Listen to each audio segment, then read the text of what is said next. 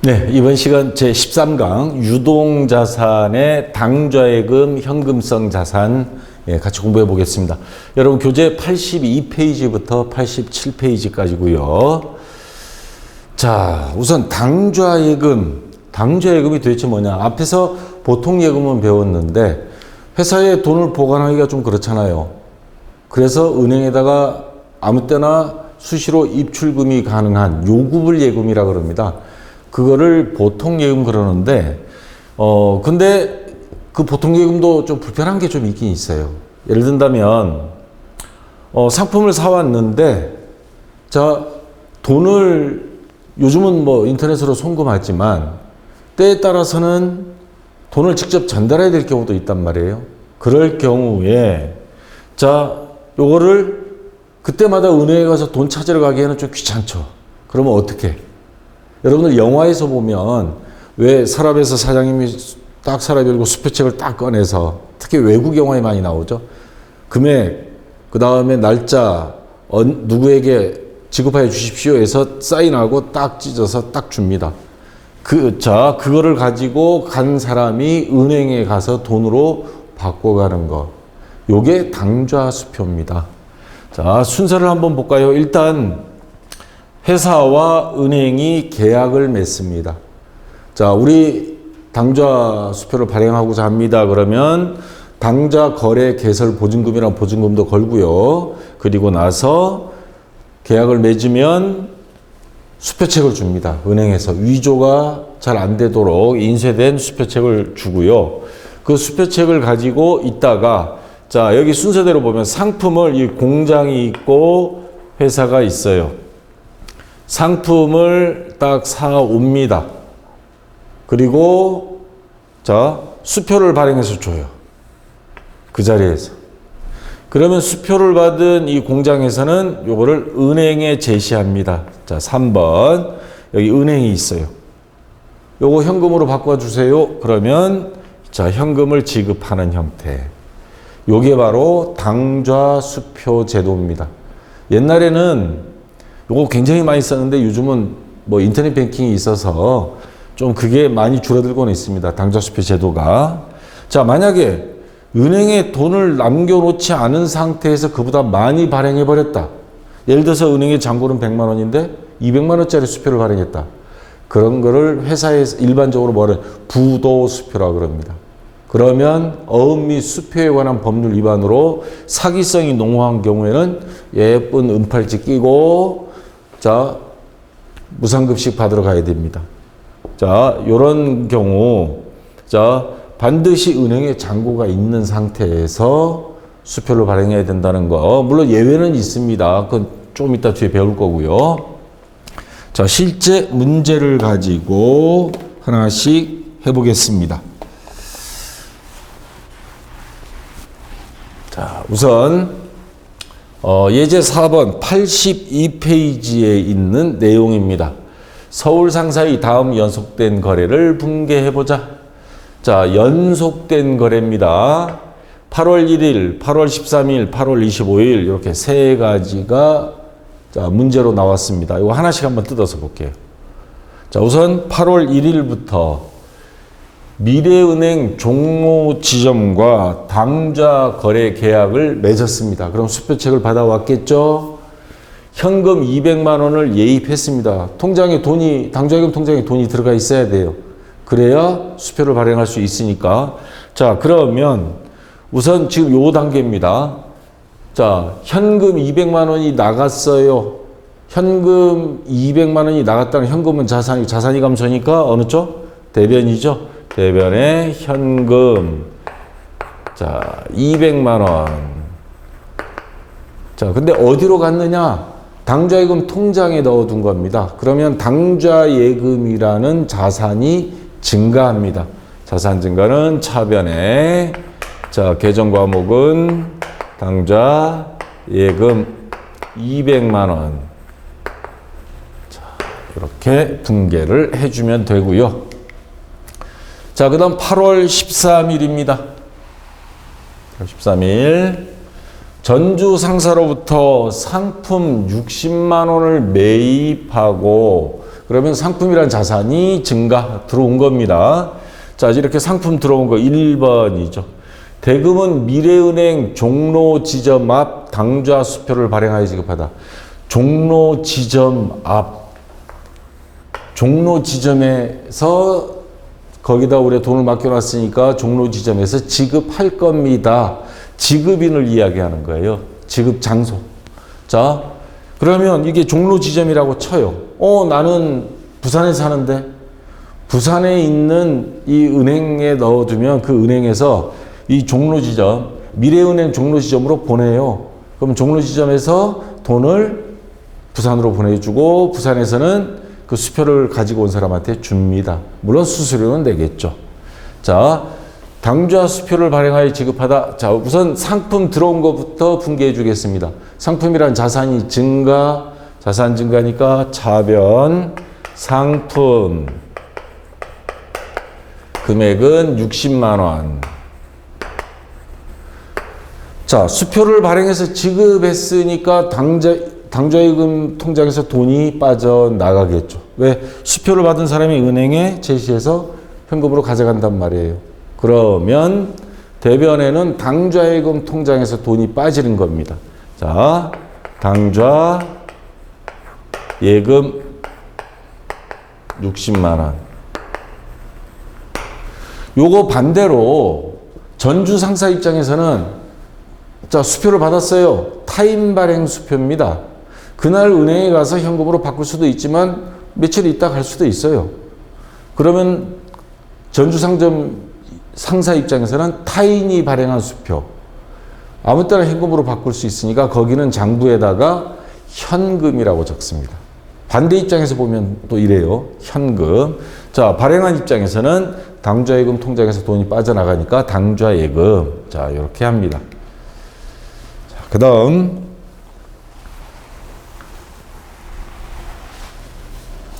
자, 25일 부산 상사에 원가 50만 원어치의 상품을 70만 원에 매출하고 20만 원 이익 받습니다. 상품 매출 이익. 대금은 동전 발행. 또 여기 한자가 나오네요. 같을 동자. 자, 이 문장에서 거꾸로 되돌아가서 나온 부산 상사를 두 번 쓰지 않고 자, 동점 이렇게 합니다. 동점. 그래서 이 문장 앞에 있는 회사랑 같은 회사입니다. 이 부산 상사가 발행한 당좌 수표를 받아 즉시 당좌 예입하다. 자, 그러면 하나씩 보겠습니다. 우선 상품 나갔어요. 원가를 기록한다 그랬죠. 상품이라는 자산이 감소니까 대변에 상품. 자, 원가 50만 원. 근데 50만 원짜리를 70만 원에 팔아서 20만 원 이익 봤어요. 그러면 상품 매출 이익, 수익이 발생이니까 대변이죠. 상품 매출 이익 20만 원. 자, 대금은 70만 원, 동점이 발행한, 부산 상사가 발행한 당좌 수표, 타임 발행 수표입니다. 그러면 현금이에요. 근데 어떻게 했어요? 즉시 요거를 뭐예요? 당좌 예입한 겁니다. 현금이나 마찬가지니까 뭐 현금으로 바꿨든 뭐 해서 은행에다가 예입을 한 겁니다. 자, 그러면 차변에 당좌예금이라는 자산이 증가합니다.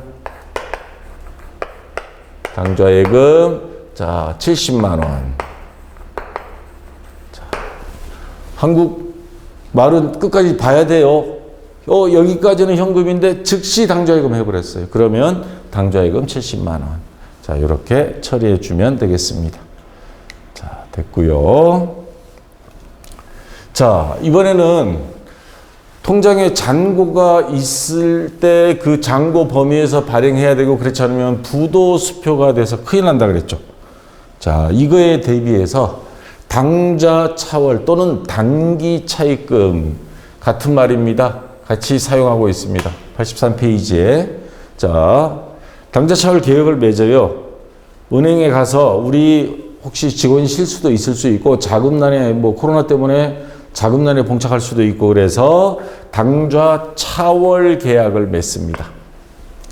쉽게 말하면 우리 일반인들이 마이너스 통장 있죠.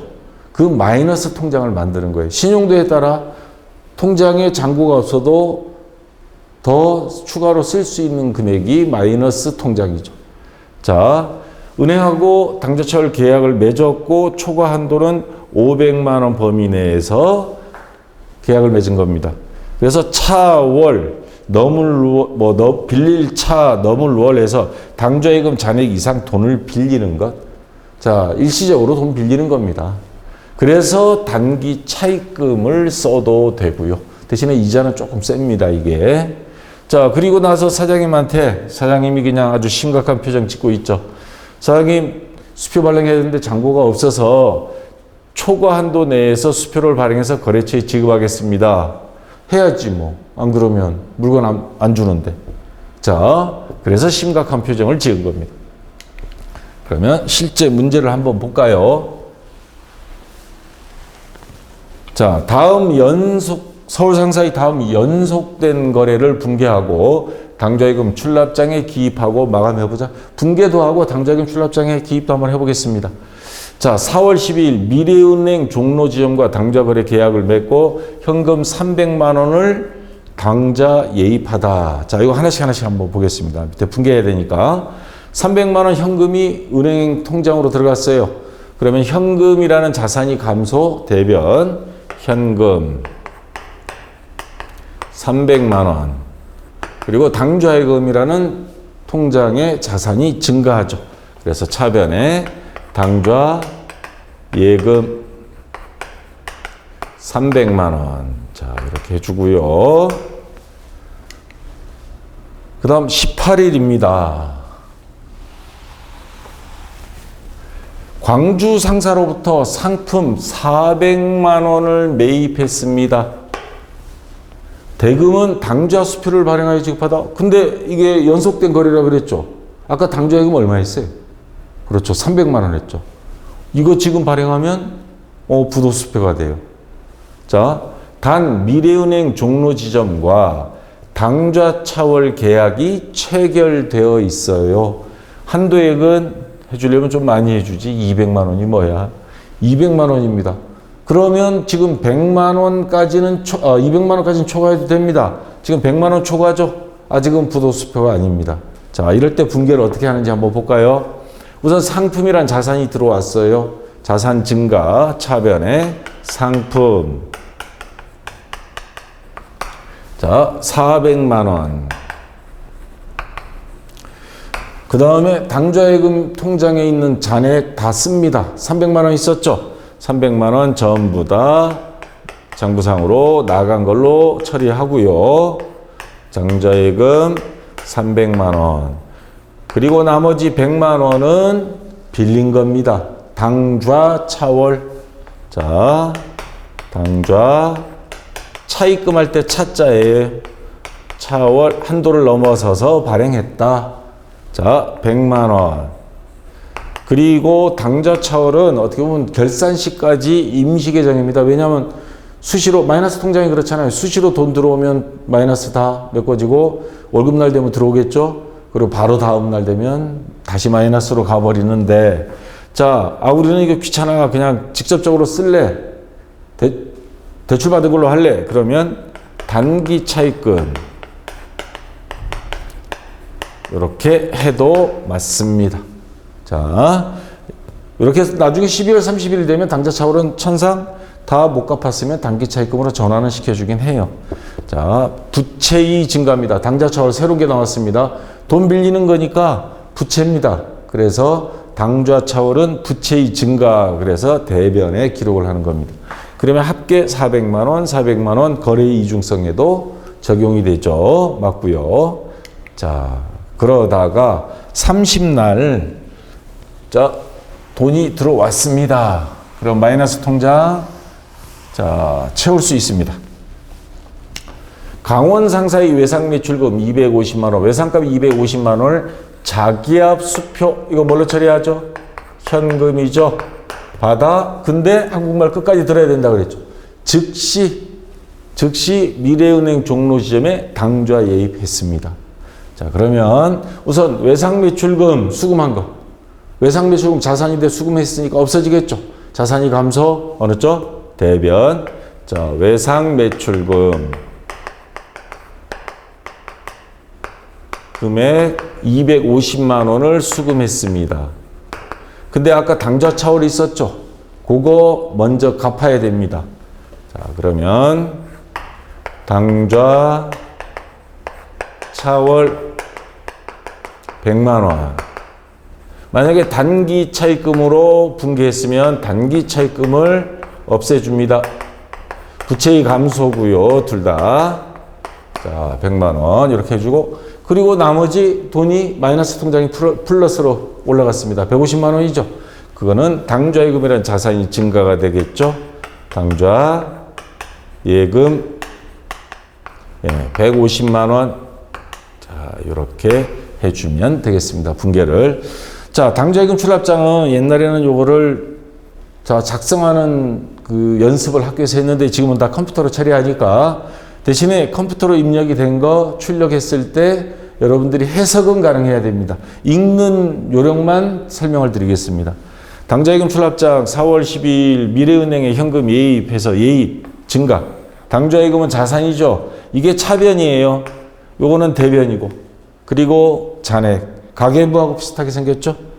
자, 그러다가 상품 매입하면서 400만 원 발행했어요. 그래서 마이너스 100만 원, 마이너스 통장이 된 겁니다. 그러다가 다시 250만 원 강원상사의 외상매출금 회수.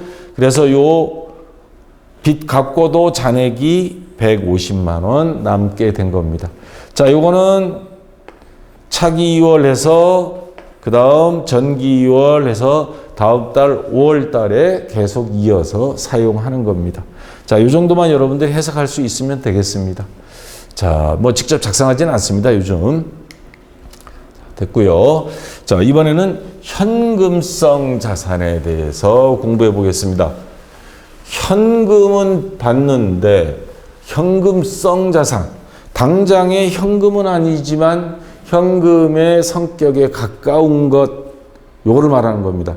자, 그 기준은 여러분 교과서 85페이지에 기준은 여기 있습니다. 현금성 자산은 금융상품 범위 안에서 자, 큰 거래 비용 없이 현금으로 전환이 용이하고 취득 당시 만기일 또는 상환일이 3개월 이내인 금융상품입니다.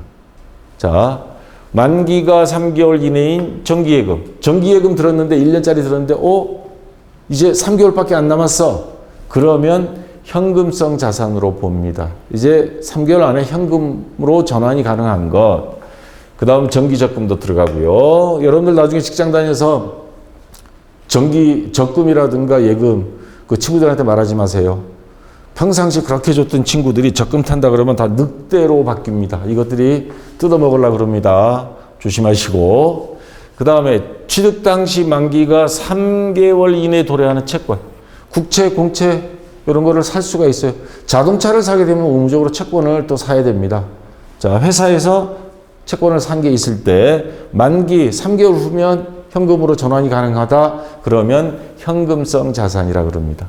그 다음에 취득 당시 만기가 3개월 이내인 양도성 예금 증서, 뭐 무기명 채권 그러는데, 자, 이것도 채권의 일종이고요. 그 다음에 3개월 이내 환매 조건을 가진 또 뭐 수출하고 뭐 할 때 보면 환어음을 받을 수도 있습니다. 그런 경우에 3개월, 하여튼 핵심은 3개월 이내에 현금화가 가능한 금융상품인 경우에 현금성 자산이라 한다. 자, 그러면 시험 문제가 이런 식으로 나옵니다. 자, 다음 항목 중 현금성 자산에 해당하지 않는 것 2번부터 볼게요. 3개월 이내에 환매 조건을 갖추는 환매채, 취득 당시 만기 3개월 이내인 양도성 예금 증서, 아까 CD라고 되어 있죠. 취득 당시 만기가 3개월 이내에 도래하는 채권, 취득 당시 만기일 또는 상환일이 3개월 이내인 정기예금, 정기적금, 아까 금방 설명드린 것들입니다. 근데 단기 매매 금융자산, 다른 말로 요즘은 단기 매매 증권. 이거 주식입니다, 주식. 1년 이내에 사고팔 시세 차익 목적으로 갖고 있는 거, 요 다음 시간에 배울 겁니다. 이러한 것들은 단기 매매 금융자산이라 하고 3개월 기준을 맞춘 그런 현금성 자산은 아닙니다. 그래서 해당하지 않는 것 1번이 정답이 되겠습니다. 자, 그렇게 어렵지는 않죠? 자, 그 다음에 2번 문제.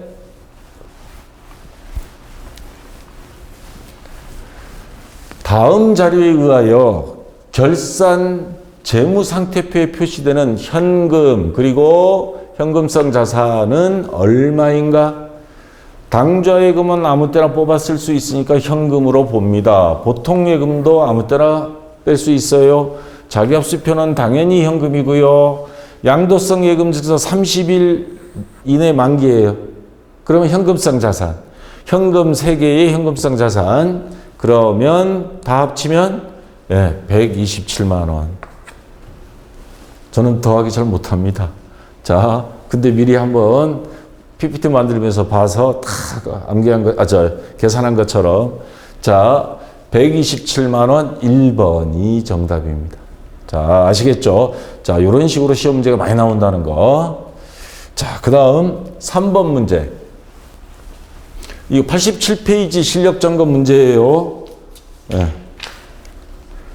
다음 중 은행과의 약정에 의해 당좌예금 잔액을 초과하여, 안 그러면 부도가 나죠. 부도수표가 되죠. 당좌수표를 발행하였을 때 대변에 기입하여야 하는 계정 과목으로 가장 적절한 것. 자, 당좌 계약을 맺고 있어요.